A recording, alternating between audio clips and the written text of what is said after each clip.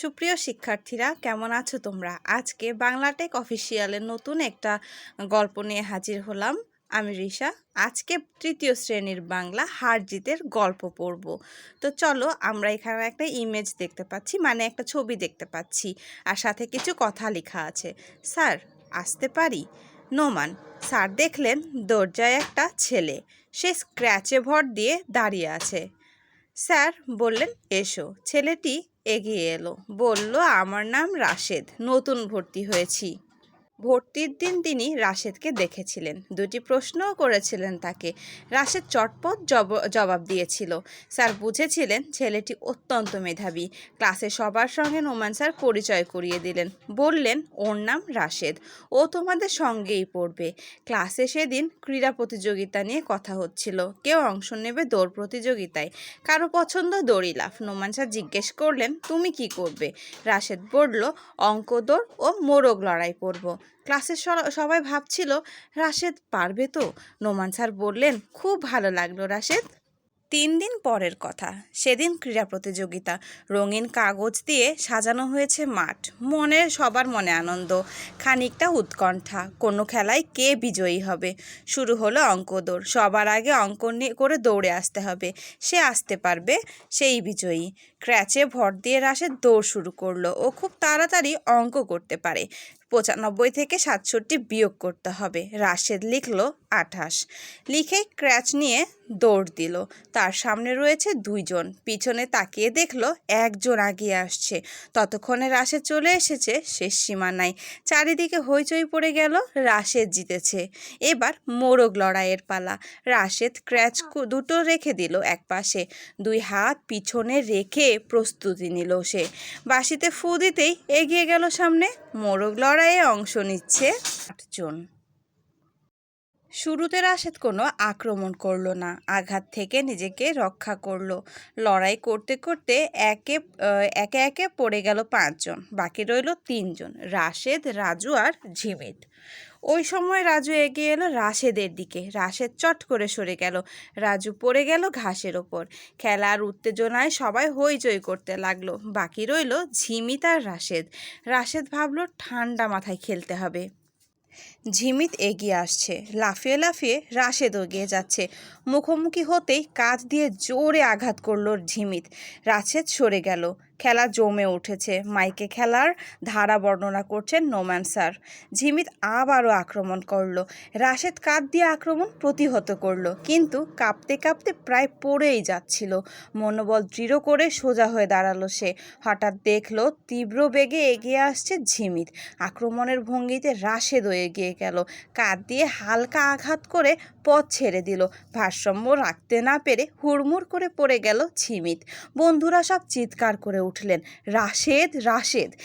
বিকালে head sir বিজয়ীদের গলায় মেডেল পরিয়ে দিলেন, পুরস্কার হিসেবে হাতে তুলে দিলেন বই। তিনি বললেন, হার জিত বড় কথা নয়, খেলায় অংশগ্রহণই মূল বিষয়। শব্দ শিখি। ক্রীড়া, খেলা, চটপট, তাড়াতাড়ি, উৎকণ্ঠা, উদ্বেগ, তীব্র বেগে, দ্রুত গতিতে, দৃঢ়, শক্ত, আক্রমণ, আঘাত বা জয়ের জন্য এগিয়ে যাওয়া। আমাদের অনুশীলনীতে এই প্রশ্নের অর্থগুলো আছে এবং এগুলো আমরা উপরে খুব তাড়াতাড়ি অর্থগুলো বের করে নিয়েছি। তো চলো বাকি প্রশ্নের উত্তরগুলো আমরা করে নিই। ছবি দেখি এবং খেলার নাম বলি। এটা কি খেলা হতে পারে সেই সম্পর্কে কথা বলতে বলেছে এবং খেলার নামটি লিখতে বলেছে। তো অবশ্যই আমি জানি আমার বাচ্চারা সবাই এই খেলার নাম জানে, তো আমাকে অবশ্যই কমেন্ট করে জানাবে। 3 নাম্বার হচ্ছে শব্দ দিয়ে খালি জায়গায় বসায়।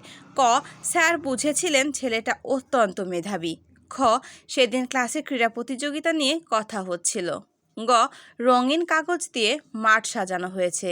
ঘ, খেলার উত্তেজনায় সবাই হইচই করতে লাগলো। বুঝেনি। চটপট মানে খুব তাড়াতাড়ি কিছু করা। হুড়মুড় মানে অনেক জিনিস একত্রে পড়ে যাবার শব্দ। ক্র্যাচ মানে হাঁটার সমস্যায় ব্যবহার করা যায় এমন লাঠি। ধারা বর্ণনা, কোনো কিছুর ধারাবাহিক বিবরণ। মেডেল, বিজয়ীদের দেওয়া হয় এমন পদক। বাক্য লিখি। তীব্র বেগে, লোকটি তীব্র বেগে ছুটে গেল।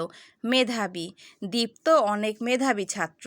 সীমানা, আমাদের বিদ্যালয়ে সীমানা দেওয়াল আছে। আঘাত, আমি পায়ে আঘাত পেয়েছি। মেডেল, আমি দৌড় প্রতিযোগিতায় মেডেল পেয়েছি। উত্তর বলিও লিখি। ক, নোমান স্যার কীভাবে বুঝলেন রাশেদ মেধাবী? এই উত্তরগুলো আমরা চলো হারজিতের গল্পের প্রশ্নের উত্তরগুলো দেখে নিই। প্রশ্ন, নোমান স্যার কীভাবে বুঝলেন রাশেদ মেধাবী? উত্তর, প্রশ্নের জবাব চটপট দিয়েছিল বলে নোমান স্যার বুঝলেন রাশেদ মেধাবী।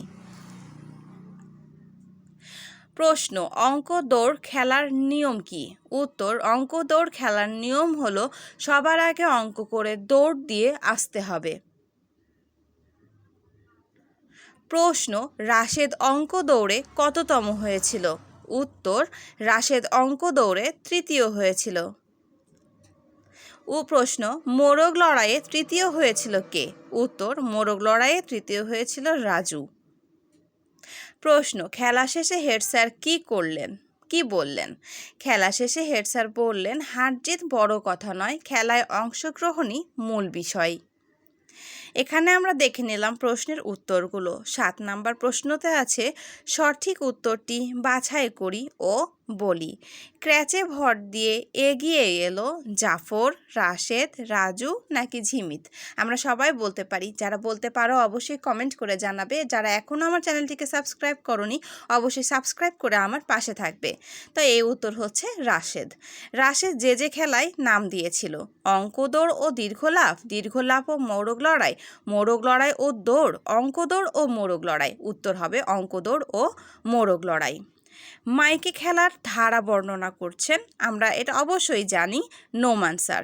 তবুও এখানে অনেকগুলো অপশন দেওয়া আছে, এই অপশনের মধ্যে হবে নোমান স্যার। হেড স্যার বিজয়ীদের হাতে তুলে দিলেন ক্রেস্ট, মেডেল, মালা নাকি বই? আমরা এটাও জানি, তাই না? আমার বাচ্চারা তো সবই জানে। অবশ্যই এটা উত্তর হবে ঘ, বই। মোরগ লড়াইয়ে অংশ নিয়েছিল কতজন? 7 জন, 8 জন, 5 জন নাকি 9 জন? এই প্রশ্নগুলো উত্তর করতে গেলে অবশ্যই আমাদেরকে অনুচ্ছেদটি ভালো মতো পড়তে হবে। এখানে উত্তর ছিল 8 জন।